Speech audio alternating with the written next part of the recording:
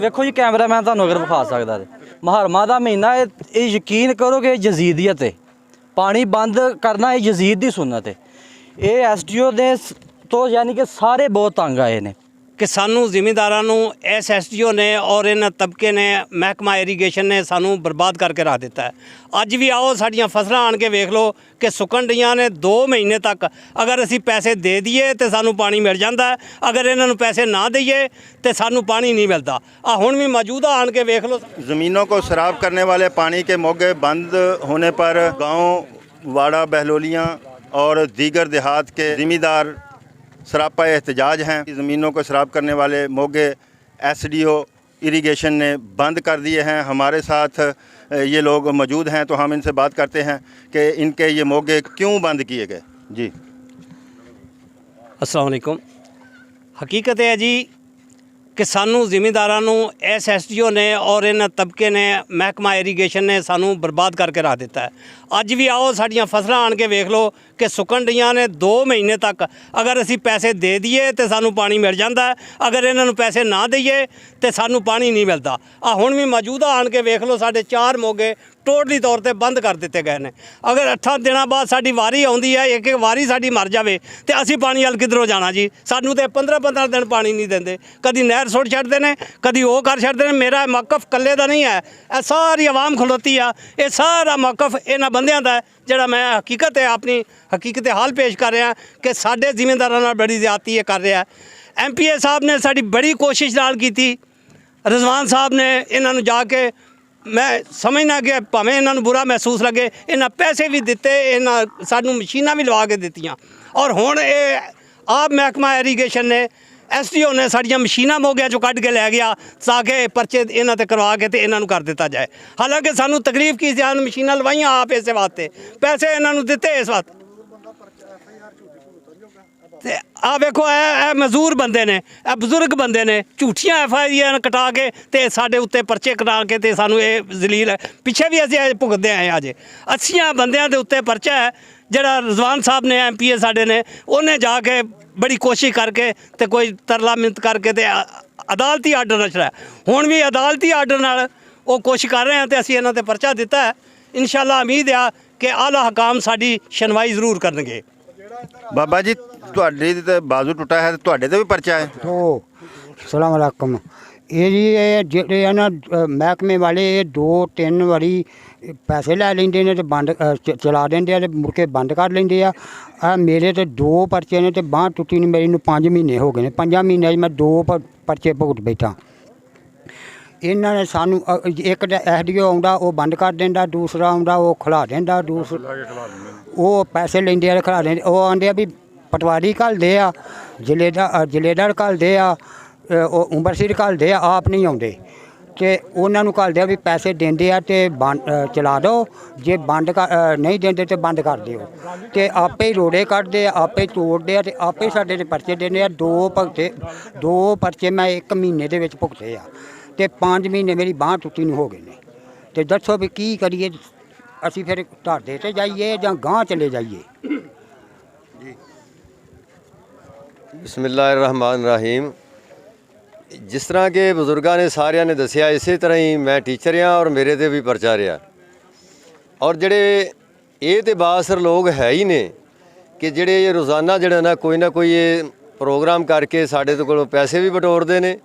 ਔਰ ਇਹ ਹੈ ਕਿ ਜਦੋਂ ਸਾਨੂੰ ਵਕਤ ਜ਼ਰੂਰਤ ਹੁੰਦੀ ਹੈ ਪਾਣੀ ਦੀ, ਸਾਨੂੰ ਪਾਣੀ ਵੀ ਮੁਯੱਸਰ ਨਹੀਂ ਹੁੰਦਾ।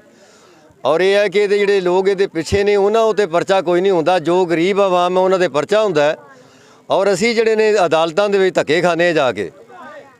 ਲਿਹਾਜ਼ਾ ਰਿਕੁਐਸਟ ਇਹ ਹੈਗੀ ਆ ਕਿ ਜਿਸ ਤਰ੍ਹਾਂ ਇਹਨਾਂ ਨੇ ਕੋਸ਼ਿਸ਼ ਕਰਕੇ ਜੱਜ ਕੋਲੋਂ ਸਟੇ ਆਰਡਰ ਲੈ ਕੇ ਸਾਰਾ ਕੁਝ ਕੀਤਾ ਔਰ ਇਹ ਮੋਗੇ ਸਾਡੇ ਵਾਸਤੇ ਜਿਹੜੇ ਨੇ ਪਾਣੀ ਮੁਯੱਸਰ ਕੀਤਾ ਰਿਜ਼ਵਾਨ ਸਾਹਿਬ ਨੇ, ਇਹਨਾਂ ਨੇ ਉਹ ਸਾਰਾ ਕੁਝ ਜਿਹੜਾ ਨਾ ਮਿਲੀਆਂ ਮੇਟ ਕਰਕੇ ਆਪਣੀ ਮਰਜ਼ੀ ਕਰਕੇ ਅੱਜ ਮੋਗੇ ਆਣ ਕੇ ਇਹਨਾਂ ਨੇ ਬੰਦ ਕੀਤੇ ਆ। ਔਰ ਇਹ ਹੈ ਕਿ ਕਿੰਨੇ ਬੰਦ ਕੀਤੇ ਨੇ ਮੋਗੇ? ਹਾਂ, ਕਿੰਨੇ ਬੰਦ ਕੀਤੇ ਨੇ? SDO ਸਾਹਿਬ ਨੇ, ਮਹਿਕਮਾ ਨੇ ਆਣ ਕੇ ਮੋਗੇ ਬੰਦ ਕੀਤੇ ਆ। ਲਿਹਾਜ਼ਾ ਜਿਹੜਾ ਨਾ ਇਹਨਾਂ ਦੇ ਉੱਤੇ ਕਾਰਵਾਈ ਵੀ ਕਰਨੀ ਚਾਹੀਦੀ ਔਰ ਸਾਡੀਆਂ ਫਸਲਾਂ ਜਿਹੜੀਆਂ ਖੜੀਆਂ ਫਸਲਾਂ ਤਬਾਹ ਹੋ ਰਹੀਆਂ ਨੇ। ਲਿਹਾਜ਼ਾ ਇਹ ਹੈ ਕਿ ਸਾਡੀ ਰਿਕੁਐਸਟ ਇਹ ਹੈ ਕਿ ਇਹਨਾਂ ਦੇ ਨਾਲ ਜਿਹੜਾ ਨਾ ਕਾਨੂੰਨੀ ਕਾਰਵਾਈ ਕੀਤੀ ਜਾਏ। ਜੀ ਅਸਲਾਮ ਵਾਲੇਕੁਮ।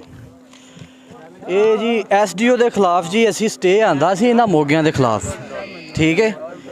ਇਹ ਬੰਦਾ ਆਪਣੇ ਆਪ ਨੂੰ ਜੀ ਫਰੌਨ ਸਮਝਦਾ।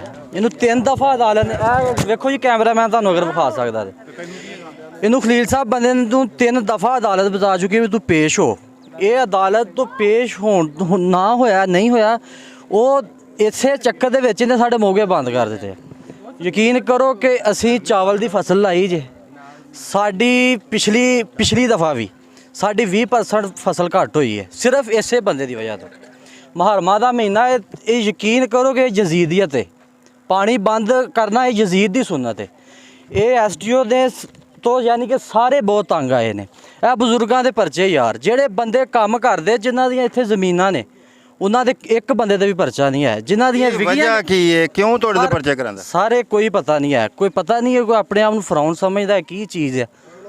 ਤੁਹਾਡੇ ਨਾਲ ਕੀ ਮੁਤਾਲਬਾ ਉਹਨਾਂ ਦਾ ਕੀ ਹੈ? ਕੋਈ ਮੁਤਾਲਬਾ ਵੀ ਨਹੀਂ, ਪੈਸੇ ਦੋ ਸਰ, ਜਦੋਂ ਪੈਸੇ ਦੇਣੇ ਉਦੋਂ ਮੋਗੇ ਖੋਲ ਦਿੰਦੇ ਨੇ। ਪੈਸੇ ਲੈ ਲੈਂਦਾ ਤਾਂ ਮੋਗਾ ਖੋਲ ਦਿੰਦੇ ਨੇ, ਤੇ ਜਿਸ ਵੇਲੇ ਕੋਈ 10 ਦਿਨ ਹੋ ਜਾਂਦੇ ਨੇ ਤੇ ਫਿਰ ਮੋਗਾ ਬੰਦ ਕਰ ਦਿੰਦੇ ਆ, ਤੇ ਫਿਰ ਅੱਗੋਂ ਪੈਸੇ ਟੋਲਣੇ ਸ਼ੁਰੂ ਕਰ ਦਿੰਦੇ ਨੇ। ਪੈਸੇ ਫਿਰ ਮੰਗਦੇ ਨੇ, ਪੈਸੇ ਦੋ ਤੇ ਮੋਗਾ ਖੋਲ ਲਓ। ਇਹ ਗੱਲ ਹੈ, ਹੋਰ ਸਾਡੇ ਨਾਲ ਕਾਹਦੀ ਦਾਵਤ ਇਹਨਾਂ ਦੀ? ਪੈਸੇ ਦੋ, ਜਿੰਨੀ ਵਾਰੀ ਪੈਸੇ ਦੋ ਉਨੀ ਦਫਾ ਪਾਣੀ ਵੀ ਵੱਜ ਜਾਂਦਾ। ਜਦੋਂ ਇਹਨਾਂ ਦੇ ਉਹ ਮੂੰਹ ਖੁੱਲ ਜਾਂਦੇ, ਮੂੰਹ ਖੁੱਲ ਗਿਆ, ਐਡਾ ਮੂੰਹ ਖੁੱਲਿਆ, ਜਿੰਨੇ ਪੈਸੇ ਵਾੜੀ ਜੋ ਅੰਦਰ ਵਾੜੀ ਜਾਂਦਾ। ਕਿੰਨੇ ਪੈਸੇ ਦਿੰਦੇ ਹੁੰਦੇ ਹੋ? ਤਕਰੀਬਨ ਅਸੀਂ ਇਹਨੂੰ ਤਕਰੀਬਨ ਕੋਈ 10,000 ਰੁਪਇਆ ਦਿੱਤਾ। ਇਹ ਲੱਖ 2-3 ਲੱਖ ਰੁਪਇਆ ਇਹਨਾਂ ਗਰੀਬਾਂ ਬੰਦਿਆਂ ਨੂੰ ਇਕੱਠਾ ਕਰਕੇ ਇਹਨੂੰ ਦੇ ਚੁੱਕੇ ਆ, ਜਿਹੜੇ ਜ਼ਿਮੀਂਦਾਰ ਸਿਰਫ ਇਸ ਕਰਕੇ ਕਿ ਸਾਡੀਆਂ ਫਸਲਾਂ ਬਰਬਾਦ ਨਾ ਹੋਣ। ਲੇਕਿਨ ਇਸ ਬੰਦੇ ਨੂੰ ਕੋਈ ਸ਼ਰਮ ਹਿਆ ਨਹੀਂ ਹੈ। ਇਹ ਫਿਰ ਹੁਣ ਰਿਜ਼ਵਾਨ ਭਾਈ ਸਨ, ਇਹਨੇ ਲੀਗਲ ਕੰਮ ਕੀਤਾ, ਠੀਕ ਹੈ, ਤੇ ਇਹ ਐਡੇ ਫਰੌਨ ਨੇ ਯਾਨੀ ਆਪਣੇ ਆਪ ਨੂੰ ਸਮਝਦਾ। ਇੱਕ ਦਫਾ ਅਦਾਲਤ ਪੇਸ਼ ਨਹੀਂ ਹੋਇਆ, ਅਦਾਲਤਾਂ ਵੀ ਸੁੱਤੀਆਂ। ਮੇਰੀ ਵਜ਼ੀਰੇ ਵਾਲਾ ਪੰਜਾਬ ਤੋਂ ਗੁਜ਼ਾਰਿਸ਼ ਹੈ ਕਿ ਇਹਨਾਂ ਗਰੀਬ ਕਿਸਾਨਾਂ ਦੀ ਆਵਾਜ਼ ਸੁਣੋ, ਖੁਦਾਰਾ ਇਸ ਮੁਲਕ ਨੂੰ ਬਚਾਓ।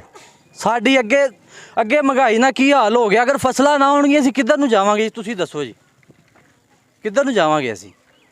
ਸਾਡੇ ਦੇ ਬੱਚੇ ਭੁੱਖੇ ਬਣ ਰਹੇ ਨੇ, ਤੇ ਇਹ ਜਿੱਥੇ ਕੋਈ ਸਰਕਾਰੀ ਅਫਸਰ ਬੈਠਾ ਹੈ ਆਪਣੇ ਆਪ ਨੂੰ ਖੁਦਾ ਸਮਝੀ ਬੈਠਾ, ਨਾ ਅਦਾਲਤ ਦੇ ਹੁਕਮ ਨੂੰ ਮੰਨਦਾ ਸੀ। ਕਿਹਦੇ ਕੋਲ ਜਾਈਏ ਆਪਣੀ ਅਪੀਲ ਲੈ ਕੇ?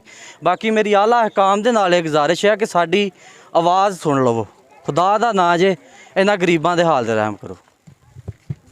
जैसा कि आपने सुना कि ये लोग ज़िम्मेदार हैं, किसान हैं, और मूंजी की फसल जो है उसका मौसम है, वो चावल की फसल काश्त करना चाह रहे हैं, मगर इनका महकमा इरिगेशन के एसडीओ ने पानी बंद कर दिया है, मोगे बंद कर दिए हैं, और ये लोग एहतजाज कर रहे हैं।